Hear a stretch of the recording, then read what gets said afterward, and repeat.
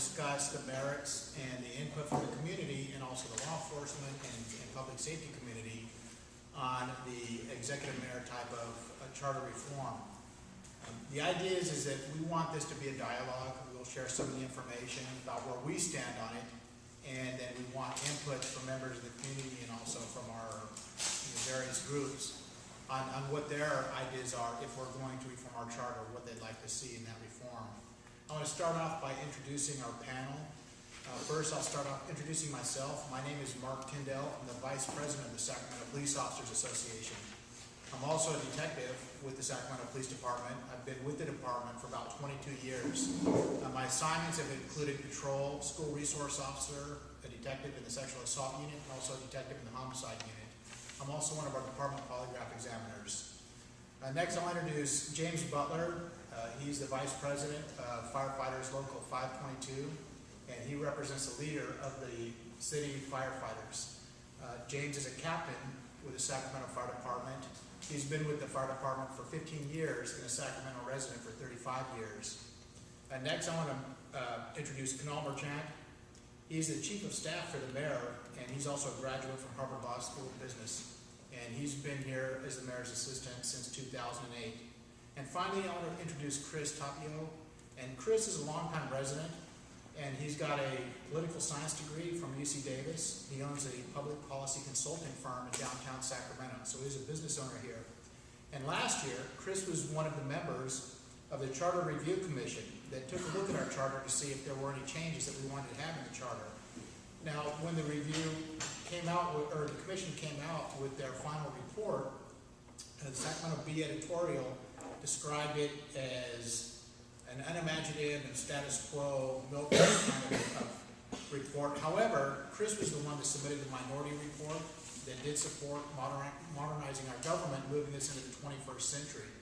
And they really praised him for his work on that. So at this point, I will go to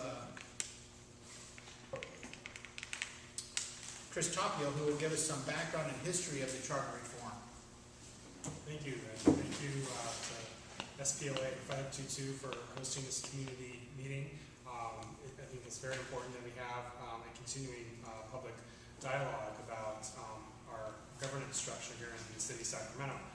I think I want to start off by giving a little bit of background on our city's governance structure, what we have right now, and what's the process that's brought us to this point today. What brings us here to today.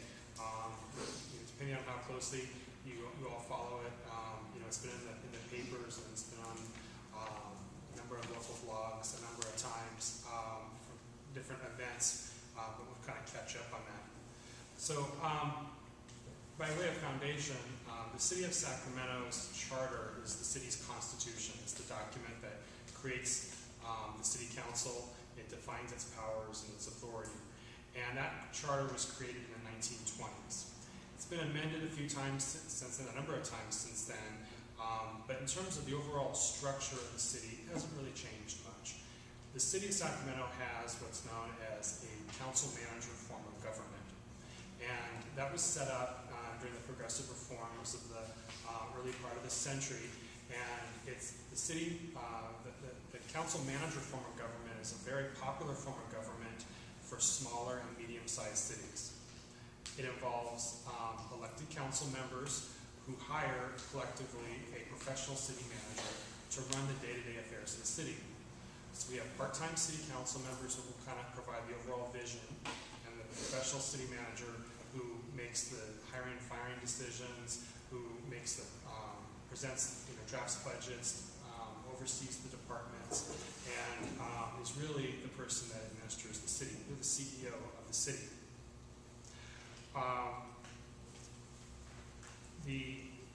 And as Mark noted, last year I served on the city's Charter Review Commission, which was tasked with reviewing the entire city's charter, from hearing from experts, hearing from people from other cities who have other forms of governance, to try to make some recommendations to the city council on what form of governance might work best for the city of Sacramento in this current century. one of the things that we found that I think is very interesting and useful to think about is that when you look at cities across the nation and even within California, cities that, that tend to be smaller and medium-sized cities, and that's particularly cities with populations of 500,000 or fewer, tend to have a council manager form of government. They've got a part-time council and a full-time unelected city manager who works as the CEO of the city. For cities at a 50,000 or 500,000 or more, they tend to have an executive mayor system or a mayor-council form of government. And locally, we've come to call that the strong mayor form of government. And so there's really those two types of forms of government for cities up and down the state and across the country. And I'll explain a little bit about what the mayor-council form of government looks like. It's modeled really after the division of power we have on the federal level and on the state level, where we have a president, we have a Congress, where we have a governor, and we have a legislature. The chief executive doesn't serve in the body, the main governing body. Instead, they're a separate branch of government. So, in this case, the mayor is a separate office. It does not serve on the city council. He's not one of the members of the city council. The mayor has signature and veto power over legislation or ordinances that are considered on the city council level. The mayor has hiring and firing authority. Really, the mayor assumes the responsibilities of the city manager in the mayor and the council manager form of government. There's no really new authority that's created under a executive mayor system. That authority is just transferred to an elected mayor. And so we find that when you look at cities nationwide, cities of a population of 500,000 or more, 2/3 of those have an executive mayor system. And if you look at just here in California, if you just want to look at kind of our own unique way of doing things in California, Sacramento is the 7th largest city in the state of California.